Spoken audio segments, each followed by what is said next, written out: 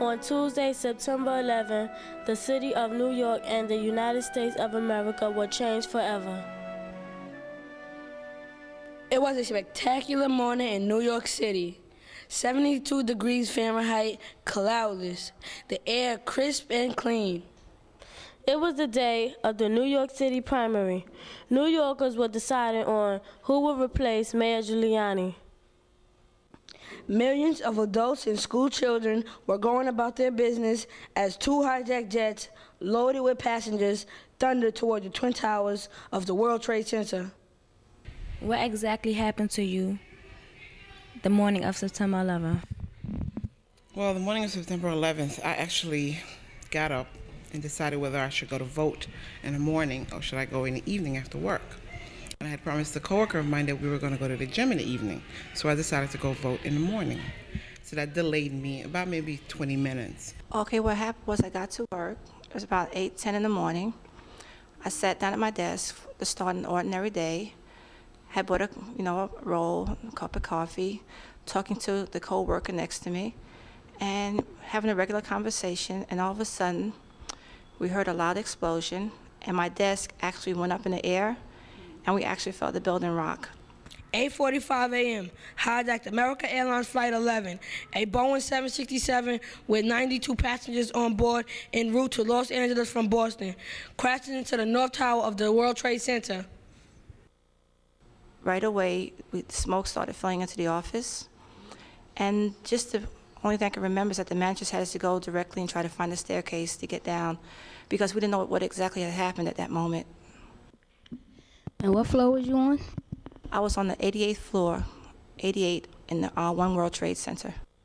I just saw people walking around. They looked a little concerned. They were looking up, and I looked up and I didn't see anything but the blue sky. So I spoke to a gentleman and I asked him, I said, "Mister, what's going on? What's everybody looking so nervous about?" And he told me a plane just ran into the World Trade Center. And I couldn't see it. I said, "What? I don't believe it." And he took me down the corner and I was able to see, and I realized it was the building I worked in. Where were you on September 11th and how do you feel? September 11th, the morning of, I was cooking breakfast with my roommate Stacy, and we heard it via another friend of ours. I felt shocked. Actually, I thought it was a joke at first, and then I thought it was an accident, and then I felt really scared. Where were you on September 11th? I was in my dorm room when it first broke, and then I immediately went to go see my my brother who lives a few blocks away. Were you scared? At first I didn't understand the magnitude of what was happening, but once I realized what was happening, I was extremely not scared for my own safety, but just scared for the consequences of what was going to happen after the attacks. 8:57, Mel caller states smoke on 106th floor. People cannot get down. It was scary though, because the smoke was filling in the office, and you could see the wires were hanging from the ceiling, and the computers, the desk, things were turned over, so it was kind of scary. It was really scary. Where were you on September 11th and how did you feel? Well, I was in school and I was watching the buildings fall from the school window, and you could see the planes hit the building and the Twin Towers fall. And I felt really sad because my sister's father was a firefighter and he lost his life in the World Trade Center. 8:59, caller from 86th floor, ceiling collapsed. Where were you on September 11th? Were you scared when this happened? I was at one of my preps gym, and that's when it suddenly happened, and then most of my friends started crying and we were all scared. 9:04, male caller states trapped on 22nd floor. Smoke coming, unable to breathe. Where were you when you found out that the first plane hit the building?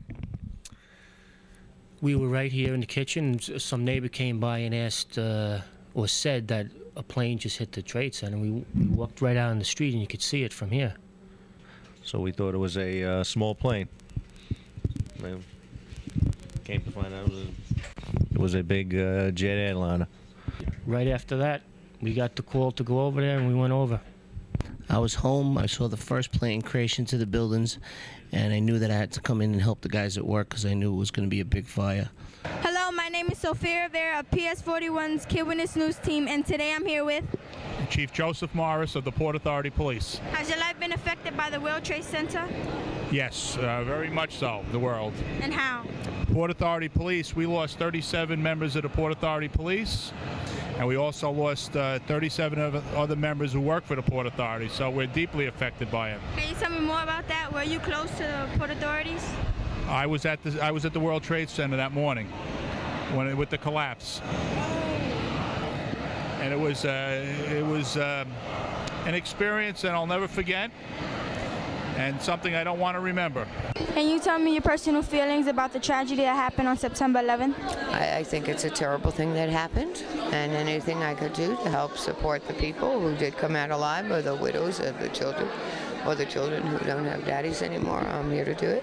Have you lost anybody during the tragedy? I actually knew a woman who was on one of the planes that was turned around. I lost some very good friends who I love very much. I lost a lot of people that I knew very well. There you go.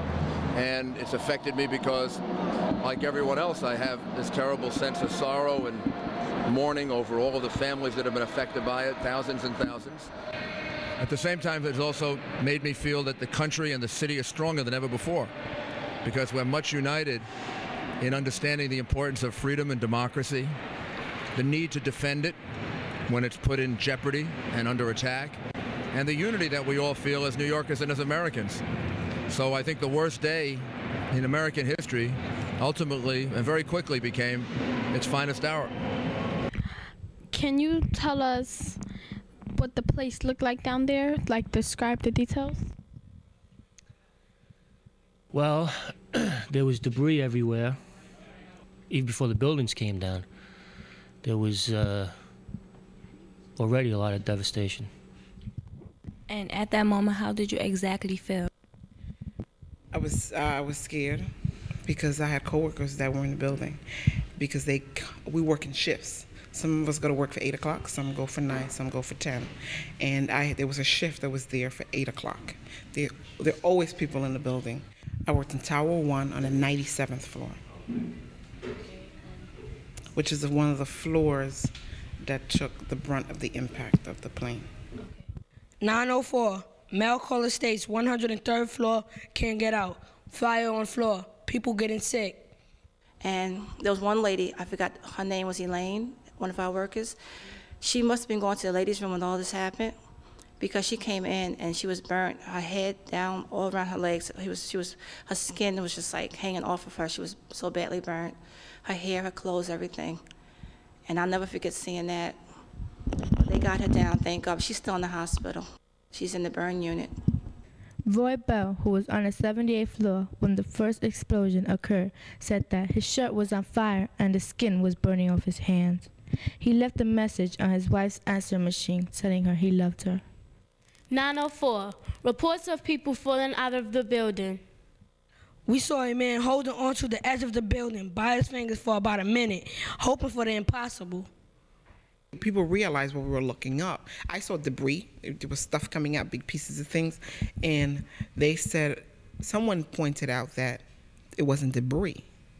These were people that were jumping out of the building. And the guy said behind me, he said, oh my God, he says to his wife, oh my God, they'd rather jump than to burn. Trapped between the 2,000-degree inferno and a 1,000-foot drop, dozens chose to jump, as hundreds, including children from nearby schools, watched below. I saw 3 people jump holding hands, said a construction worker. Then the wind took them in different directions. How did you feel inside when you saw people jumping? Not good, helpless. I mean, fire crews tried to get up there, and all the stairs were out, and the elevator cables are cut. No one could even get up there. So at that time, all I really had to do was rely on God to help me, and he said, it's time for you to go home. Get on the train and go home. And I started to get on the train, and that's when the second plane hit the second tower. 9:06, hijacked United Airlines Flight 175, a Boeing 767 with 65 passengers on board en route to Los Angeles from Boston. Slams into the South Tower of the World Trade Center. Why? Why would somebody do such a terrible thing? Who would make them think that this is a good idea? Who will make them believe that they will want to destroy such important places? After the first plane hit, everyone was in the street looking up in amazement. And after the second plane hit, there wasn't anyone around after that. Everyone went running for their lives. There are 9 schools in the World Trade Center area that had to be evacuated on that awful day in September 11th. Because our school is located just south of the World Trade Center, and our students were forced to evacuate and were in the street and were hit by the smoke and had to run for their lives, basically. I personally was able to go home because my dad works 2 blocks from here, but I had friends that had to stay in school, and a lot of people were very nervous, and it's nerve-wracking to not know if your parent is alive or not. How do you feel about the teachers that stayed here all night to help the students because they didn't know where their parents were? I think that's what now maybe you kids will have a better respect for your teachers. I think that a lot of teachers rose to the occasion and protected their students, and a lot of students were saved from injury because of the quick thinking of principals and teachers. So I'm very proud of them. Staff members took students, some went over the Brooklyn Bridge, some wound up in Staten Island, some wound up in New Jersey. Others took students all the way uptown and tried to get them on buses to go uptown. So it was not just teachers, it was counselors, it was the attendance monitor our attendance monitor was particularly brave. She helped 4 young ladies get out of the area. Hi, my name is Rachel Escalera, and today I'm here with Ellen Barkin and Lana Barkin. How were you affected by the tragedy? Well, my niece goes to IS 89, which is, Lana's my niece.